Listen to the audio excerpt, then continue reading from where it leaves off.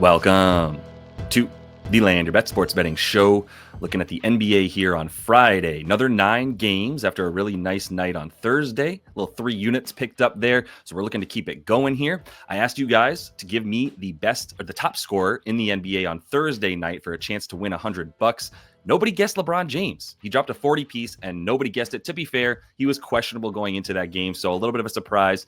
So let's run it back. Jump in the comments. Let me know who you think is going to be the leading scorer on Friday night in the NBA across the league, all teams. And I'll go ahead and take the winners, put them in a raffle, and get the $100 out to whomever is able to correctly guess that leading scorer for the night here on Friday. So I've got a chance here for you to get into the VIP for a discount as well, if interested. So go ahead and give this video a like. Make sure to subscribe to that page. Let's jump right into things. Nice little welcome back to the NBA here. 6-2 plus 3.1 units on Thursday, up to 53.7 now on the season. Feeling really good. Got a little discount I'll share with you guys here in just a minute, but running through these real quick. Obi Toppin got us there. 10 points, needed every little bit of that fourth quarter as well, as he got it going into the fourth there. Tough with him. There's a lot of guys right now on the Pacers. It was a great matchup against Memphis, and he did his thing.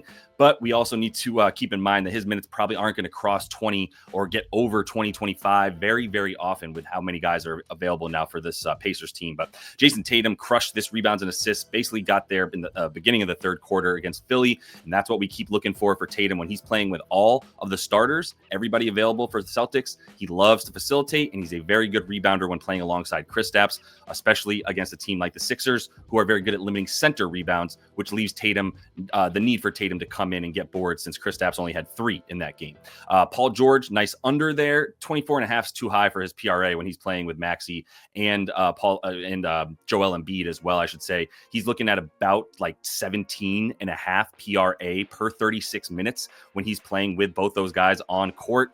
He played 20 minutes in the first half, only played 9 in the second half. Really helped us get the under there for PG. Karis LeVert climbed over. I actually love the fact that he barely got over with 13 points because he only played like 9 minutes in the first half because of 2 fouls. So when he comes back in the second half and does this thing, he gets us over, but he doesn't fly over because I think he's going to be averaging about 15 a game when he plays with this Hawks team. As a result, I'll be taking him up to about 13, 14.5 points, and I don't think we're going to see a big rise in his points in the prop lines that were offered since he only got 13 in this last game. So best of both worlds, all worlds for LeVert. Miles Bridges was a first half cash. Really loved that there, playing with no centers other than Nurk and Diabate. He was going to play a ton of minutes without LaMelo Ball. We'll keep going back to him, all his props, whenever he's playing without LaMelo and Brandon Miller, who's out for the season. And then Kawhi got us over as well. He's back, man. Kawhi is back, and I was getting ahead of this because we're going to be seeing this at 30, 31.5 PR moving forward for Kawhi, who cleared this line pretty comfortably last night in a loss against the Bucks too. So whenever he has a pretty easy matchup, not the easiest for him, but when he's got a decent matchup of any kind and he's under 30 PR, we'll be going back to Kawhi pretty consistently. And then the 2 we got wrong here, Kling Kong. I mean, they just didn't play him. They played him 9 minutes in the first half, despite having 5 boards in 9 minutes. Then they played him for 7 minutes or 8 minutes in the second half, and he only got 1 rebound in that amount of time against the Lake Show. Lakers are better at rebounding. We got to give them a bit more credit right now. Alex Len's not great, but he's big and he's a good rebounder. And obviously, LeBron and Rui have been getting very, very involved in the boarding as well for them. So they've gotten a lot better. We'll have to revisit Kling Kong. If we can't guarantee that he's going to get 20, 25 minutes, I don't know if I can keep betting on him. So we'll see about the minutes. Very, very weird there in Portland. But Santi Aldama here as well. Basically hooked us, had 10, missed 4 straight threes in the fourth quarter to help us. Just if he had hit 1, he was awful percentage-wise, 20% field goal percentage, but the volume is there. And Santi's going to keep being a big part of this team, and he gets more points when he plays on the court with Ja Morant. So when Ja's out there, Santi's even more lethal. We'll be coming back to Santi Aldama. Never going to leave him, but love the 3.1 units that we made. So got a little code for 5 of y'all. If you want to get in there, 5 codes. Those are going to run out. 40% off for the first month. Use code WEBACK because I'm just happy to be back playing the NBA, but also very happy to win in the first game back from the first night back in the NBA. So we are getting 40% off if you're interested in jumping into the VIP, where you're getting a lot more than just the picks. I just want to make clear you get access to the guest cappers with some really nice records in there, especially for other sports that I'm not capping, like college basketball. We got some nice wins going on in there. And then the one-on-one betting consultations where I'm going to meet with you guys give you 30 minutes and we'll go over some of the bad habits that you have, look at some of the good stuff you do and try to enhance that and add a little bit more to your betting strategies here so that you can continue to avoid having to reach and put more money back into the account, right? Just start building that bankroll with wins. So I do hope to see you guys in the live show today. Last thing, 5:30 p.m. Eastern. We'll be on there every day showing you guys come in, bring your bets, jump in the comments and let me know what you want to look at. We go over this stuff together. I do have the announcement as well for memberships, $5 a month. If you're interested in making sure that you get your bet reviewed on the live show, jump into the YouTube memberships on the YouTube channel and just right underneath me as I'm talking here. If you're watching this on YouTube, you can just click that button, subscribe for 5 months. Make sure that you get your bet reviewed on the show. We're starting to take this a little bit more seriously as a lot of people are coming in and giving their bets that they'd like to look at. Well, I need to give some people priority. So if you do want that priority, get into the memberships. But let's jump into this slate here for Friday. As always, going to be using propsmadness.com, the best tool to save yourself some time and find the best bets you can with efficiency. So use promo code LYB if you're interested in jumping in here. That'll get you a free week trial plus 25% off your first month of using this platform. Happy to answer any and all questions. I'll be using this on the live show as well. So let's just run through each game quickly. I don't have anything for Cavs Knicks, but what I want to tell you to watch out for here is that we could be seeing Mitchell Robinson back. We're probably going to see Josh Hart and OG Anunoby back. Both still going to be listed as questionable probably to start, but we'll see throughout the day here. I think we're going to have them back. So need to see what these lines are going to do as we get the news about both OG and Josh Hart, who currently have props listed for them. Both these teams on a back-to-back, by the way. Memphis and Orlando.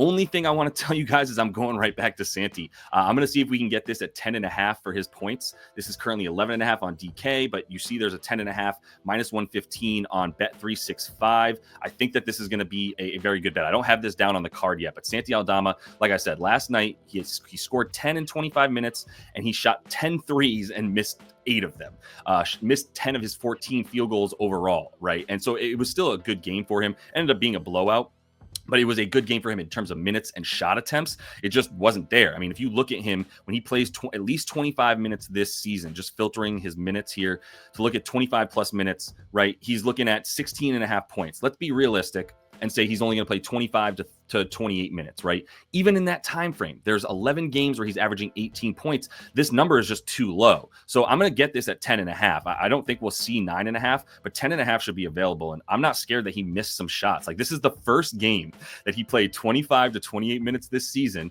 and didn't get at least 12 points. That's insane, right? Just an unlucky game against the Pacers. So we're going to come right back to him and hit an over for Santi Aldama.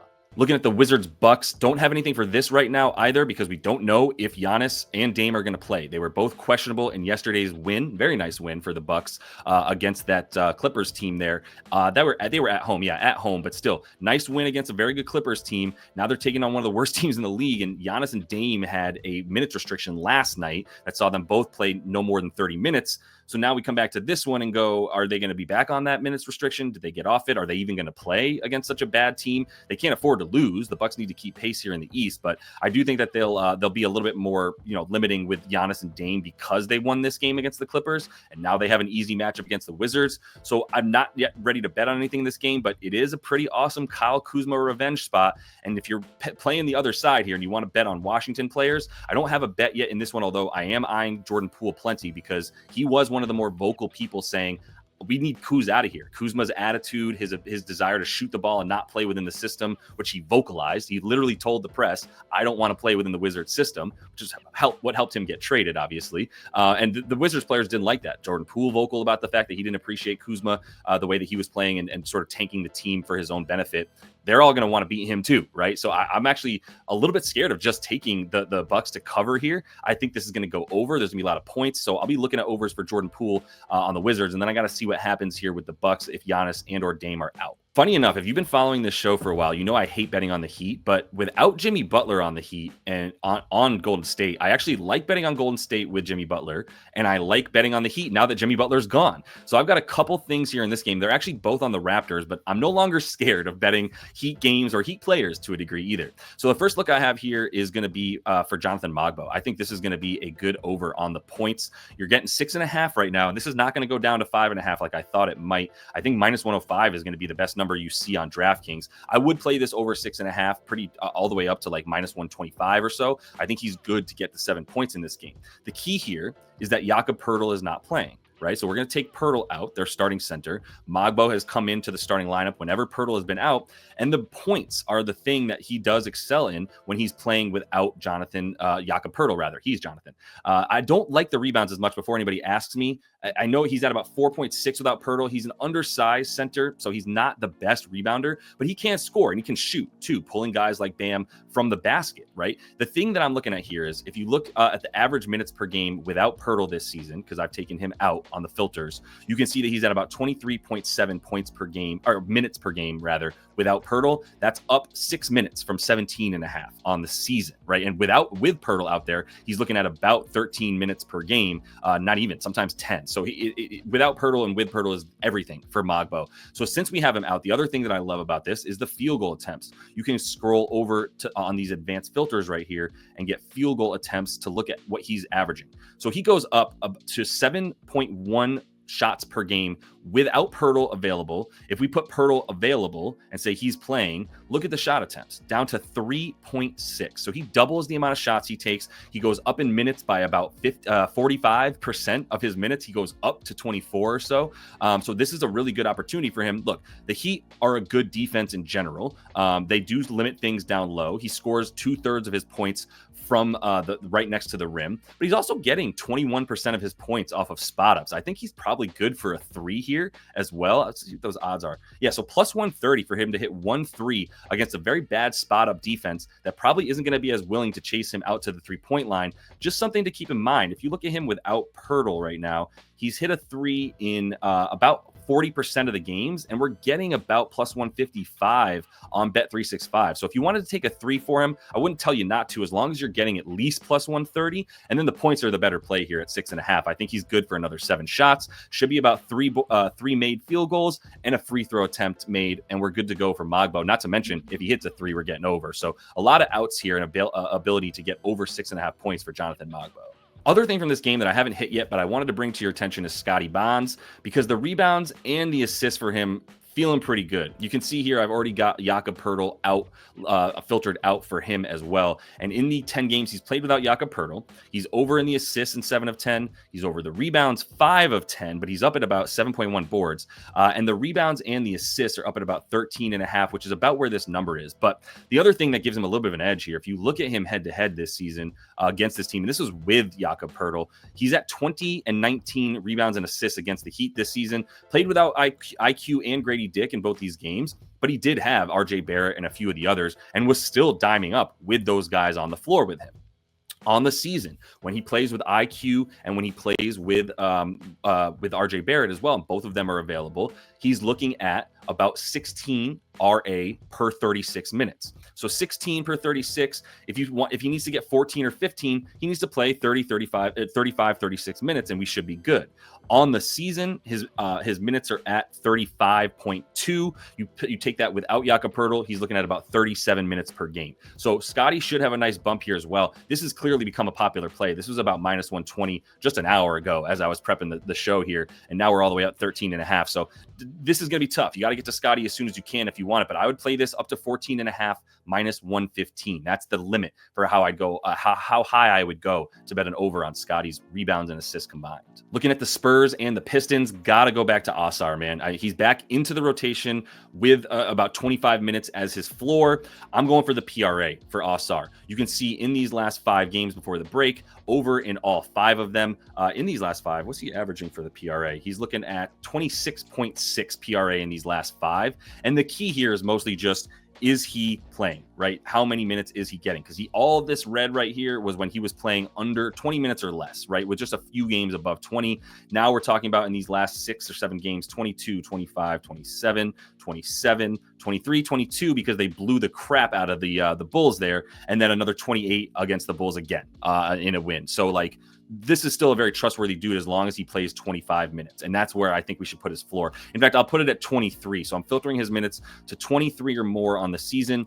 He's played, let's see, 14 games, gone over the PRA in half of them exactly, 7 of 14, averaging 21. So I would take this at the 20.5s, or there's still some 20.5s. You can still get this at 20.5. It's actually a better hit rate here if you do this at 20.5 because it's 21 PRA that he's averaging on the season. I like the matchup against this Spurs squad, who is still looking to figure out what their lineups are. And this defense was already kind of bad, to be honest. It's not going to be any better. It's only going to be worse without Wemby. You can see right here on the shot chart, he's scoring 74% of his points right next to the rim or at the rim.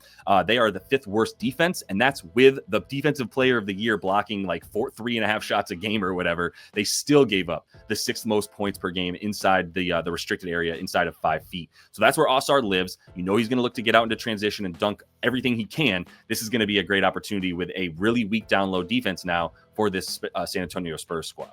Last look is from this Pelicans and Mavs game, and I did like right now I'm just waiting for my props for Max Christie. As we know, that's been one of my favorite guys since he's been on this team. He's at 17 points, 5 boards, and 3.5 dimes per game for our guy Max Christie. So I still think he's good for like 35 plus minutes. You've got PJ Washington questionable. If he doesn't go, I love Dante Exum and I love our boy that I keep spacing on, Max Christie. I love both those guys in this game. Exum is going to get value based on the fact that he's going to play more minutes, like 20, 25 minutes should be good for Exum, especially with all the injuries that we're going to see here for the Mavs. And he's a very good rebounder, like a 6'7" guard that is a good boarder, right? Someone that can help out down low. So I think he's going to be out there to do that with them. But I'm sticking to just the points for Exum, and I'd be sticking to the points, rebounds, and assists for Max Christie. I love all of it with how much he's going to have to do with his versatility, especially if PJ Washington is out. But even if PJ Washington is in, as soon as we get those Max Christie props, really liking his PRA at about 21.5 tonight.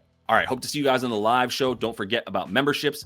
And if you want to jump in the VIP so you don't miss any of these plays, get in on these 53.5 units that we're making, code WEBACK. That'll get you 40% off your first month in the VIP. So best of luck to everybody. And until I see y'all on that live show, happy betting.